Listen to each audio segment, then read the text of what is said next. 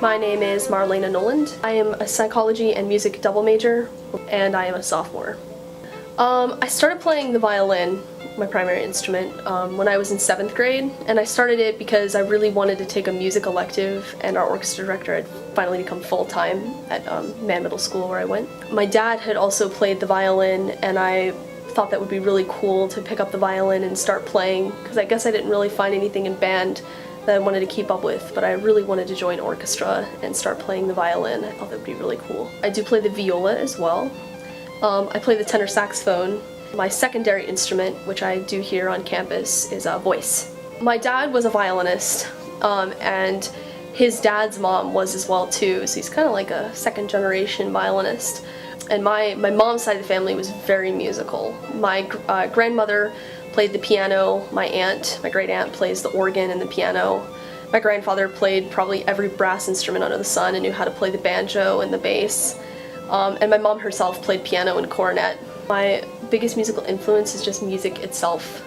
I really love music, and I love the way that it moves people, and also just I love the intricacies and complexity of it. And really what got me to keep playing was just the music itself, was sitting down and being amongst other musicians and hearing everything come together. It gave me chills and goosebumps, and I loved that about music. So the music would have to be my biggest influence itself. Performing in public is, as a lot of people think it is pretty nerve-wracking, especially whenever you walk up onto a stage and the stage lights are really bright and hot and all you can see is just a bunch of shadows of people, but not everybody, and you know there's a lot of people in there because you can hear them moving and stuff, and it's almost like this veil for at least performing in like a big hall or something. So it takes some getting used to, but it's both intimidating but also exhilarating at the same time. I tend to psych myself out sometimes, even though I know the music. It's really difficult to try and to tell yourself, you got this, you got this, you got this, after playing it for a really long time or practicing it. So I do get really nervous before a performance, and I don't think that's ever actually going to disappear. I try to really build on my nerves. Like if I'm super nervous, I try to fuel that like into my playing to make it more exciting. And teaching is actually what I really want to do. So I teach privately, but I also, when I get the time, I like to teach sections of it, like violinists for orchestra and everything. I like to teach what is called sectionals, where you take the violin section or you take the separate sections and you actually teach them just as a section.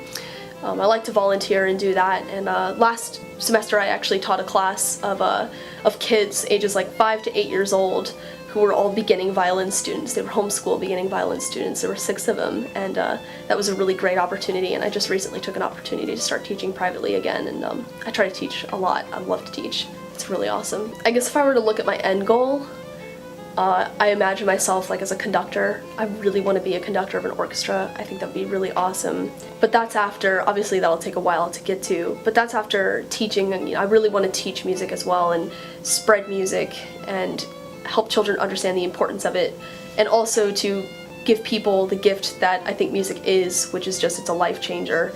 And it's something that's extremely positive in somebody's life, and I want to give that to children. And not only do I want to become an orchestra conductor, but I'd also really like to apply what I know to hopefully do charities and go into, I guess, maybe underdeveloped communities or underprivileged communities and really try to spread music and get kids into music, because music can really change your life and can be something that a lot of kids can look forward to and look up to and have a really good influence on their life. And the same thing with adults. I have a lot of adults who really want to get back into music, and I'd like to just be able to spread that to people, because music's just, it's really great and it's life-changing and very positive. It's something I think everybody should enjoy and be a part of.